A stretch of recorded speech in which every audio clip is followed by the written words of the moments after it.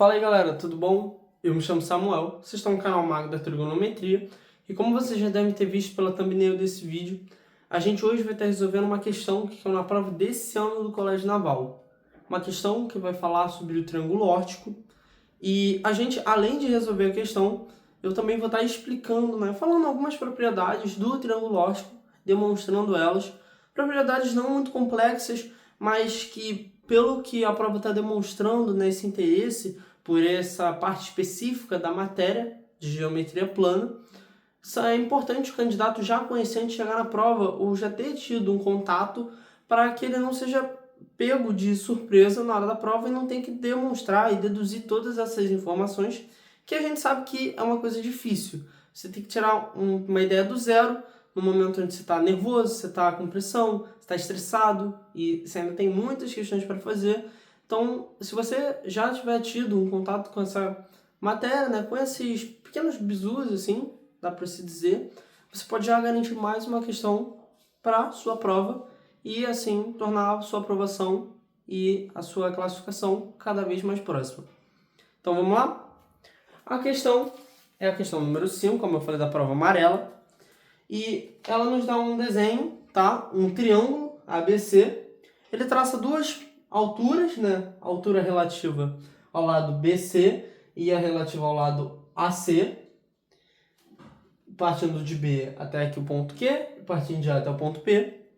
E ele me diz o seguinte: se AB é igual a 12, AC é igual a 10 e BC é igual a 8, e dado ainda que essa partezinha aqui, alguns de vocês podem ter ficado confusos. Mas o que esse símbolo que parece um T de cabeça para baixo significa? Cara, esse símbolo significa apenas que, no primeiro caso, BQ é perpendicular a AC. Ou seja, o segmento BQ e o segmento AC se intersectam formando um ângulo de 90 graus. E o mesmo vale para a afirmação que ele diz depois. AP é perpendicular a BC. Esses símbolos matemáticos são coisas importantes do candidato já saber, porque às vezes a prova não vai escrever que BQ é perpendicular a AC. Não, ela só vai botar esse símbolo porque é uma coisa mais prática, entendeu? Então, lógico, você não precisa saber todos os milhões de símbolos, entendeu? Mas é importante você saber esses principais, majoritariamente para a área da geometria plana. Continuando. Ao traçar o segmento PQ e tomando PQ igual a x, determine em função de x a altura relativa ao lado PQ no triângulo PQC e assinale a opção correta. Tá, o que ele faz? Ele pega esses dois pés da altura e ele traça mais um segmento. Ele traça esse carinha aqui, ó. PQ. E ele fala que isso é x centímetros. E aí depois, o que ele me pede? Ele não pede x. Ele me pede a altura relativa a PQ no triângulo PQC. Então ele quer esse cara aqui, ó. Seria esse 90 aqui graus. Ele quer H. Então, na real, o que ele quer é o quê? Ele quer Hzinho. Beleza? Você pode ter se deparado com isso. Tá, Samuel, e aí? O que eu vou fazer? Eu tracei aqui, mas eu não tenho ângulo, eu só tenho o lado do triângulo grande, eu não tenho nem x. Calma. Antes da gente realmente começar a fazer questão, eu vou falar um pouquinho do triângulo órtico, porque aí quando vocês perceberem isso daqui, a questão simplesmente se abre e fica uma coisa bem mais simples do que ela realmente parece ser. Então vamos lá. O que é, primeiramente, o triângulo órtico? O triângulo órtico ele é o triângulo formado pelos pés das alturas de um outro triângulo. Ou seja, eu vou traçar todas as minhas alturas e os pés, ou seja, os pontos que essa altura tocam no lado oposto ao vértice de origem, eu vou conectar eles e isso vai formar um triângulo. Esse triângulo é o triângulo órtico. Tá, vamos ver isso na prática? Eu desenhei aqui um triângulo ABC e eu vou fazer exatamente isso que eu acabei de falar. Eu vou traçar as minhas alturas, Aí eu vou chamar aqui de H1. Eu vou traçar essa daqui. Vou botar aqui um ângulo de 90, aqui um de 90. Chamar esse daqui de H2. E eu vou traçar esta última aqui. Vamos ver se vai bater certinho no meu suposto bater o ortocentro. Aqui, então vou botar aqui embaixo. E eu vou chamar de H3. Então agora, o meu triângulo óptico, ele vai ser formado pelo quê? Vai ser formado quando eu conectar H1 com H3, H1 com H2 e H2 com H3. Então vou fazer exatamente isso. Vou pegar aqui uma régua, porque eu não sou bom em desenho. Então, né, nós temos auxiliares. Traço aqui. Olha só que coisa bonita, gente. Que desenho maravilhoso. Vou traçar aqui. E vou traçar esse lado aqui. Beleza. Isso significa, a primeira coisa, é você saber reconhecer o triângulo óptico. Tanto que, se você olhar para essa questão, cara, você tem 2 pés de altura e está conectando. Então, isso provavelmente vai envolver o triângulo óptico. Então, beleza. Esse cara, H1, H2, H3, é o triângulo óptico. Vou escrever isso aqui. Vou falar aqui que o triângulo H1, H2, H3, ele é o quê? É o meu triângulo óptico. Beleza? Tá. Agora, show, Samuel. Você fez isso, desenhou um triângulo, mas eu ainda não sei nada dele. Eu não tenho nenhum ângulo interno dele, não tenho nenhum ângulo externo, não tenho nenhum lado. Mas, cara, você consegue achar todas essas informações do triângulo óptico apenas com os dados do triângulo que gera ele. Eu vou mostrar isso começando pelos ângulos. O que a gente vai fazer? Eu vou chamar esse cara aqui de ângulo alfa e esse cara aqui de ângulo beta. Ah, eu não poderia botar alfa-alfa? Eu até poderia. Só que aí eu vou estar especificando para um triângulo isósceles. Porque esse segmento CH2 é a minha altura. E ela até pode ser realmente a minha bissetriz. Mas só se esse triângulo for isósceles ou equilátero. Entendeu? Porque o equilátero acaba sendo um tipo de triângulo isósceles também. Então eu vou botar alfa e beta só para não ter que restringir essa minha prova para alguns tipos de triângulo, mas deixar generalizado. Porque se eu simplesmente quiser dizer que esse cara é isósceles, depois é só eu falar que alfa é igual a beta. Beleza? E agora, isso é uma coisa muito legal. É o quê? É você perceber que existem 3 pares de triângulos semelhantes ali. O que eu quero dizer? Existem 3 pares de triângulos ali que possuem os mesmos ângulos internos. Entendeu? Vocês vão perceber isso bem facilmente. Olha só. Eu vou denominar esse cara aqui de O, tá? Porque ele é o meu ortocentro. O encontro das alturas é denominado de ortocentro. E eu quero que vocês prestem atenção nos 2 seguintes triângulos. CH1O e OAH2. Eu vou desenhar eles aqui embaixo para ficar mais fácil de vocês entenderem.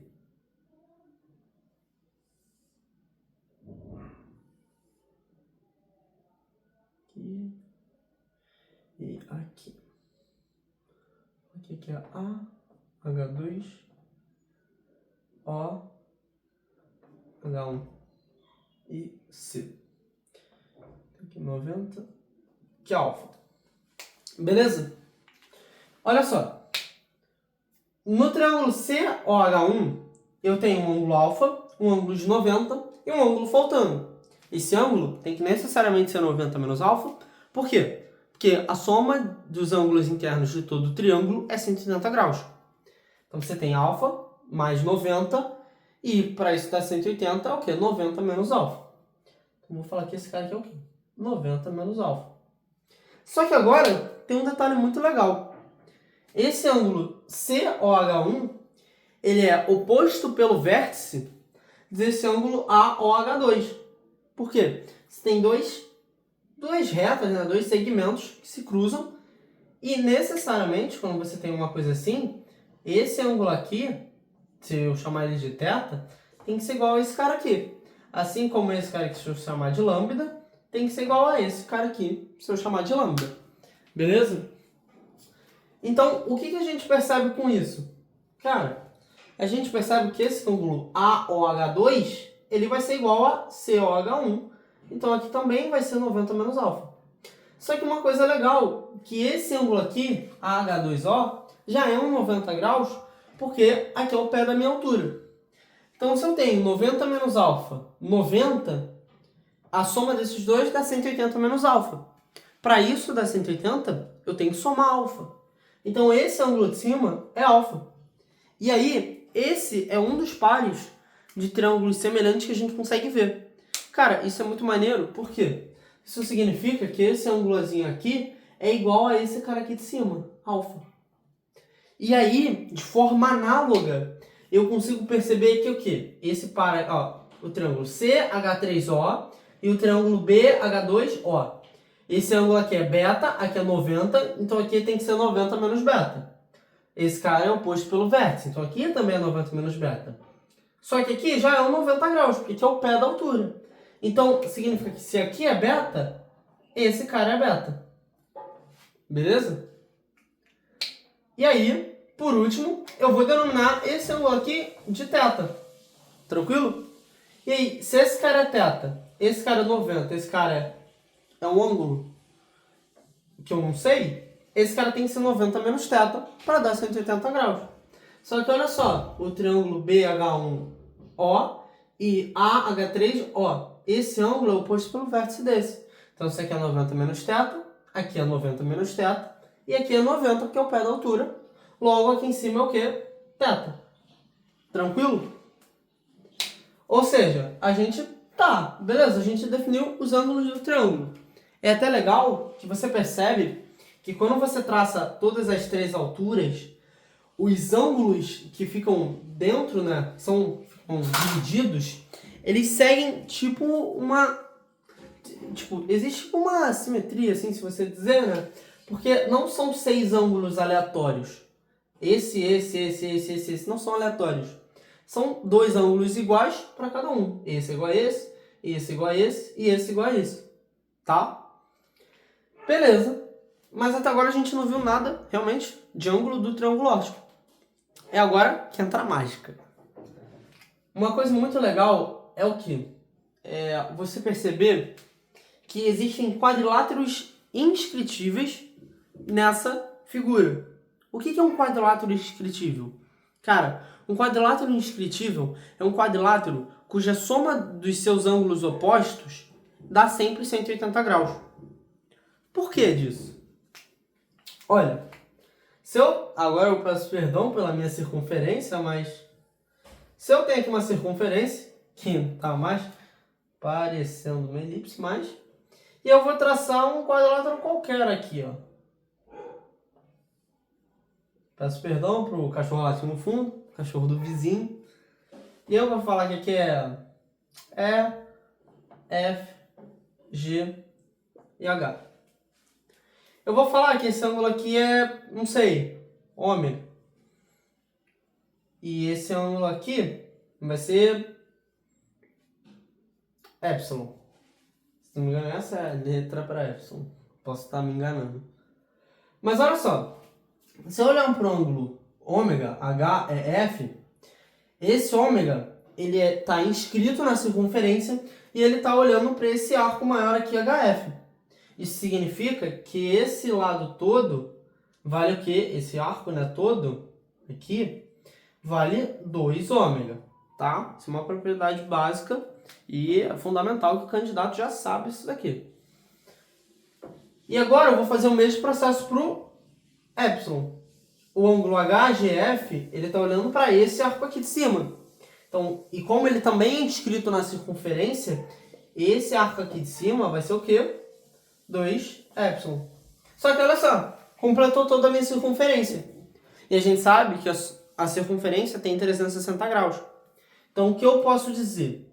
2 ômega mais 2 epsilon isso é igual a 360.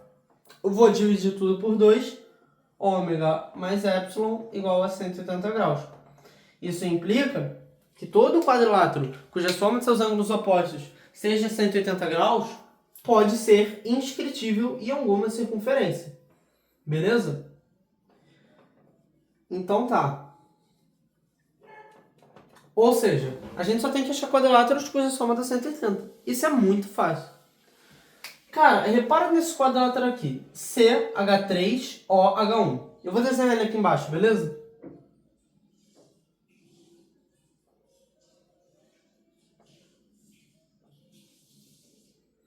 Eu sei que aqui é o quê? 90, 90. Eu vou traçar aqui.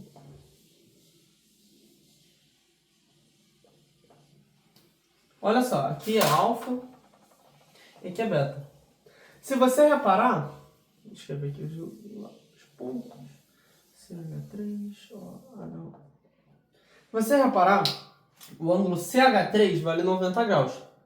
Só que o ângulo CH1, que é o oposto a ele, também vale 90 graus. Ou seja, a soma desses dois caras está dando 180 graus. O que me implica que esse quadrilátero CH1OH3 pode ser inscritível em uma circunferência. Exatamente isso que eu vou fazer. Agora é a mágica do desenho que não vai ficar redondo. Ficou bem ruim, gente. Peço desculpa pelos desenhos, né? Não sei desenhar, infelizmente, mas vai dar para entender. Olha só, eu já sei que esse cara é inscritível. Agora, olha só, repara o ângulo H1CO, que a gente falou que ele vale alfa graus. Esse cara, ele é inscritível, ele observa um certo arco, OH1, o menor arco, nessa circunferência. Então, posso falar que esse arco aqui é 2 alfa. A mesma coisa eu posso falar para o meu ângulo beta. Ele observa um arco H3O. Então, esse cara aqui é 2 beta.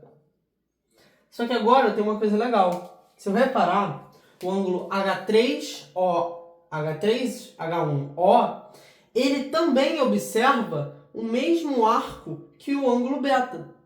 E como ele está escrito, ele vai ser a metade do valor do arco que ele observa. Então, se aqui é 2 beta, esse cara é beta. E aí, a mesma coisa eu posso dizer para esse cara aqui, o OH3H1. Ele observa o mesmo arco que o ângulo alfa. Então, como ele também é inscritível, ele vai ser metade desse arco alfa. Isso me implica dizer que esse carinha aqui de dentro é beta e esse carinha aqui de dentro é alfa. Ou seja, a gente já começou a achar os valores dos ângulos do meu triângulo órtico só com os ângulos do triângulo maior. E aí, de forma análoga, né? Isso você consegue pegar com um pouco mais de prática, mas enquanto você ainda estiver pegando essas questões assim devagar, cara, separa os triângulos, depois separa os quadriláteros, entendeu? Faz as circunferências, vê os arcos. Com a prática você vai perceber isso direto, mas é importante que você faça esse processo devagar para que você não tenha dúvidas, não fique com alguns erros, né? Podem custar a sua questão. Então, olha só, olhando para esse quadrilátero aqui, BH2OH1. Esse θ está olhando para esse lado, OH1. Qual ângulo que também está olhando para esse lado, OH1? Esse carinha aqui. Então, esse cara, ele é o quê? θ graus. E aí, qual o beta está olhando para o OH2? Qual ângulo de dentro do triângulo óptico também está olhando? Esse carinha aqui. Então, esse cara é beta graus. E por último, no de cima, o θ está olhando para o lado H3O. E aqui, esse cara também olha para o H3O. Então, esse cara é θ graus. E por último, o alfa olha para o H2O. E esse cara também olha para o H2O. Então, esse cara é alfa graus. Beleza? Então, olha só. Daí, marcando apenas os ângulos, a gente já consegue ver a nossa primeira propriedade. Que é o quê? Se você reparar, aqui são as alturas, né? E esse é o meu ortocentro. Só que, olhando para o triângulo órtico, essas alturas dividem todos os seus ângulos ao meio.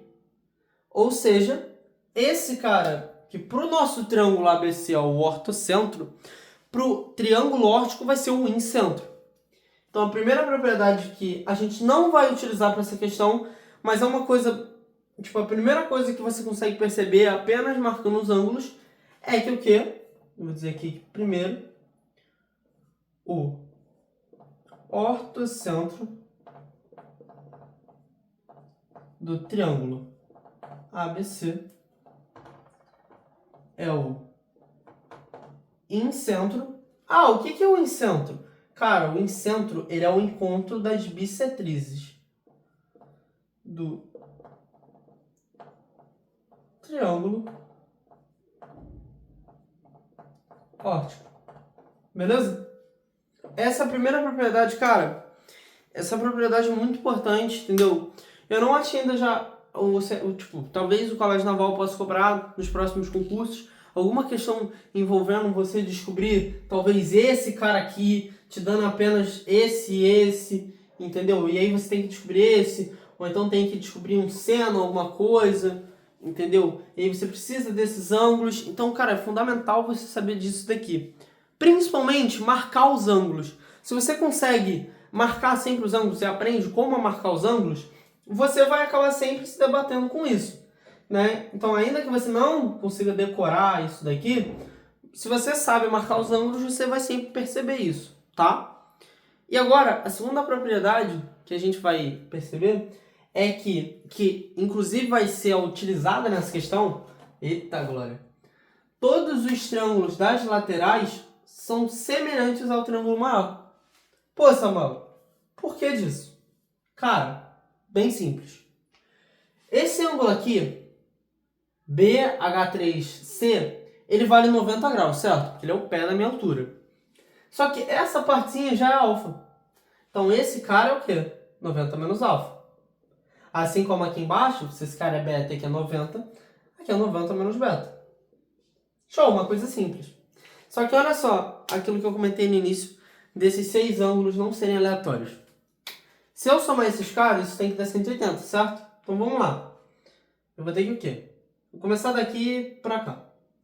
Alfa mais beta, mais teta mais alfa, mais beta mais teta, igual a 180 graus. Juntando esses dois, eu tenho que 2 alfa mais 2 beta mais 2 teta igual a 180 graus. Então, se eu divido isso por 2, alfa mais beta mais teta igual a 90 graus. Aí você pode estar se perguntando, beleza, Samuel, mas o que isso vai me mostrar que isso é semelhante? Esse cara não é 90 menos alfa? Se eu subtraio o alfa de ambos os lados, o que eu vou ter? Eu vou ter que 90 menos alfa igual a beta mais teta. Opa! Isso é legal. Por que isso é legal? Porque um dos ângulos desse triângulo grande é beta mais teta. Então, esse 90 menos alfa seria nada mais, nada menos do que beta mais teta. E agora, se eu olho para o 90 menos beta, olhando para cá e subtraindo beta de ambos os lados, eu vou ter que 90 menos beta igual ao que? Alfa mais teta. E olha só que maravilha, gente. Esse alfa mais teta também é outro ângulo desse triângulo. Então, eu posso substituir esse cara por alfa mais teta. Ou seja, esse meu triângulo grande tem quais ângulos? Alfa mais beta mais teta. Esse triângulo pequeno, alfa mais beta beta mais teta. Então, esse triângulo, então o quê? A segunda, né? Eu não vou escrever aqui, porque senão eu vou ter que botar para cada um deles. Mas então, basicamente, o que a gente percebe é o quê? Que o triângulo H1CH3 é semelhante ao triângulo ABC. Esse símbolo aqui é um outro símbolo também, que eu não me recordo do Colégio Naval já ter usado para descrever a semelhança. Mas basicamente, quando você quer dizer que uma figura é semelhante à outra, você bota o tiozinho, entendeu?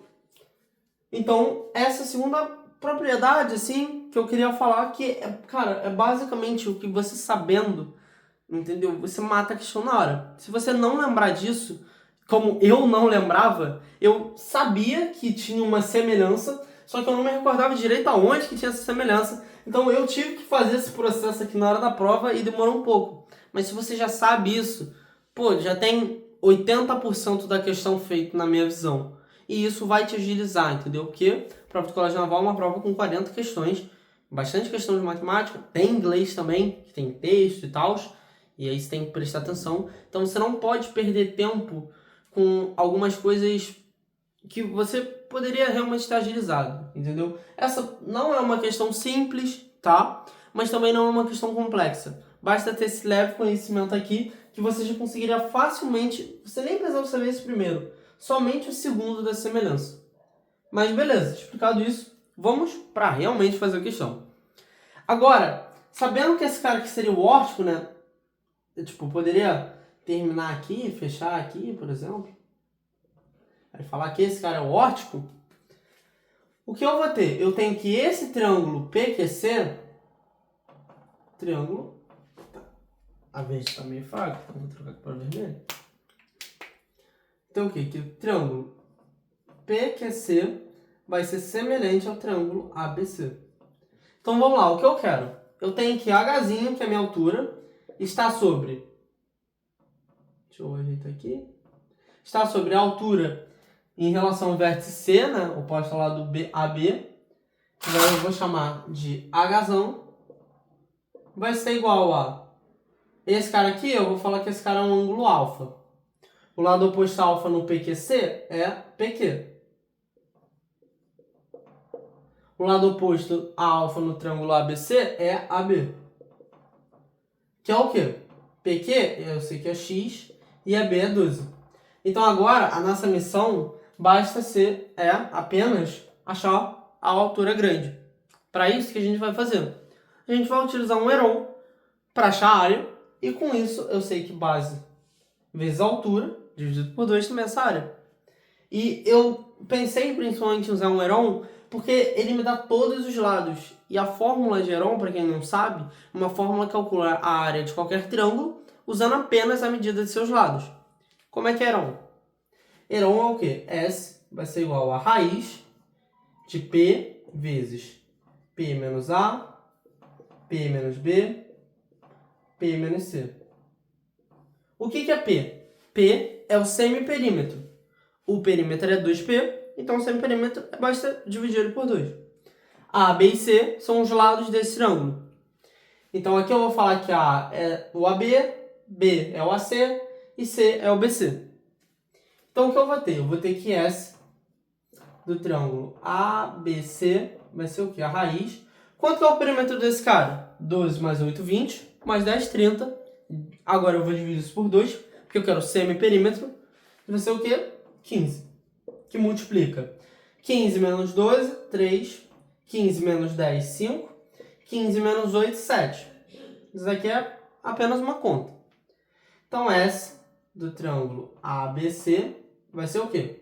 Cara, 3 vezes 5 é 15. Vai ficar 15 vezes 15. 15 ao quadrado, vezes 7. Eu posso tirar esse 15 da raiz. Vai ficar o quê? 15 raiz de 7 centímetros ao quadrado. Essa é a minha área do triângulo ABC. E agora, eu sei que o quê? Eu sei que base vezes altura sobre 2 também é área. Então, posso falar que a base, que seria o lado AB, então posso falar o quê?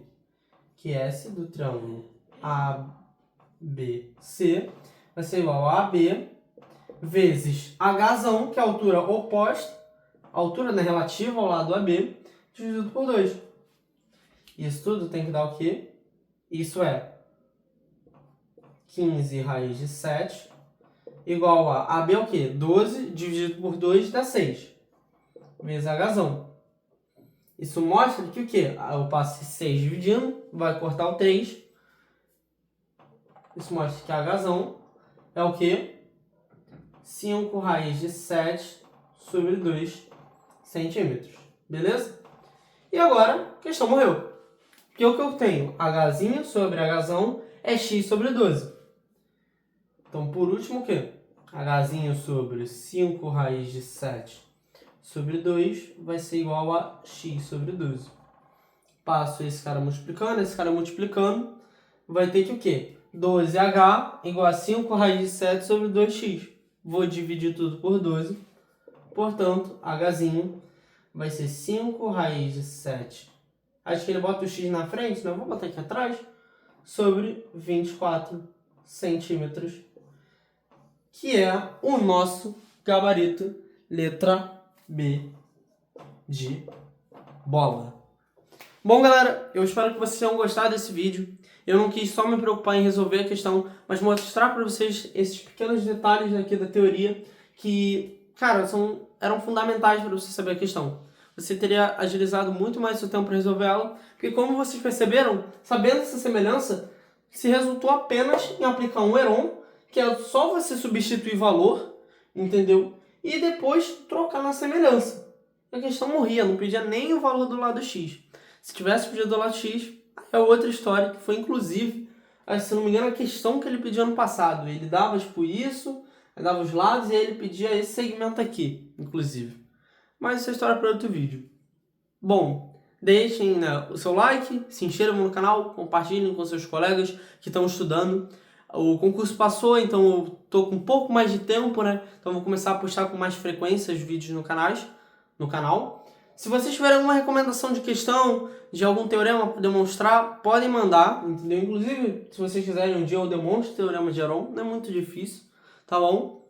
E é isso, fiquem com Deus, fui!